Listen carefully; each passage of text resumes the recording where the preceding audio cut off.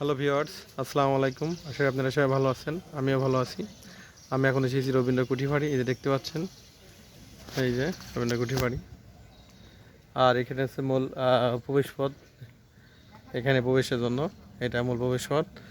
আর এই পাশে দেখতে পাচ্ছেন আরেকটি রাস্তা চলে গেল, এটা ওই যে পুকুর আছে এবং বিভিন্ন ইয়ে আছে। আর এই সাইড দেখতে পাচ্ছেন, এই যে এখানে একটি যে কুমারখালীতে অবস্থিত তার একটি ফলক দেওয়া আছে এখানে, এই যে দেখতে পাচ্ছেন ফলকটি। আর পাশে মাঠ, আর এই যে দেখতে পাচ্ছেন এর পাশে চারিদিকে অনেক সুন্দর জায়গাটা, এই যে দেখতে পাচ্ছেন।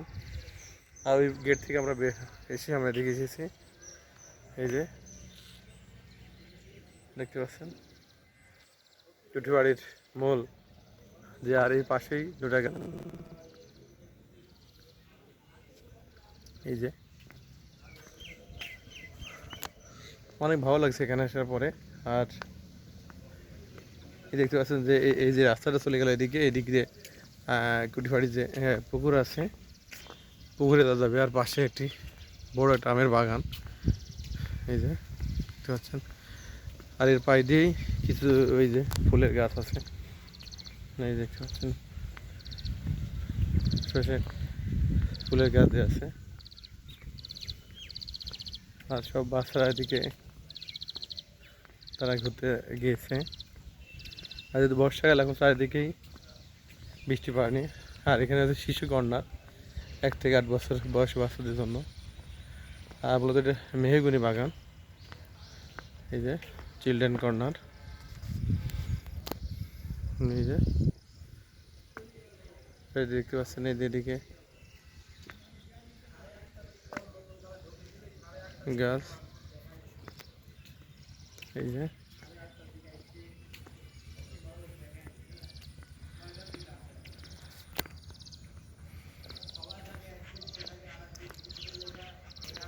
আর মূলত আমরা এখন বাইরে আছি। হ্যাঁ, এর মধ্যে কিছুক্ষণের মধ্যে আমরা ভিতরে প্রবেশ করব। মূলত আপনাদের সাথে বাইরের যে দৃশ্যগুলো আছে বা বাইরের এগুলো আপনাদের শেয়ার করে মূলত ভিডিওটি করছি ফার্স্টে, এই যে দেখতে পাচ্ছেন।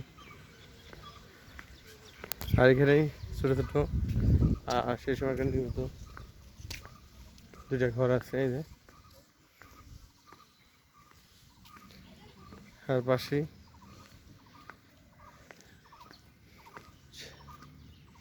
এখানে বসার জায়গা কয়েকটি করা হয়েছে। এই রাস্তার একটা রাস্তা, এটা এইদিকে আর একটা গেট আছে, এই যে। আর এদিকে আমের বাগান। যদি ভিডিওটি ভালো লাগে অবশ্যই লাইক কমেন্ট শেয়ার করবেন। সকলকে ধন্যবাদ জানিয়ে ছোটো ব্লগটি শেষ করছি। আল্লাহ হাফেজ।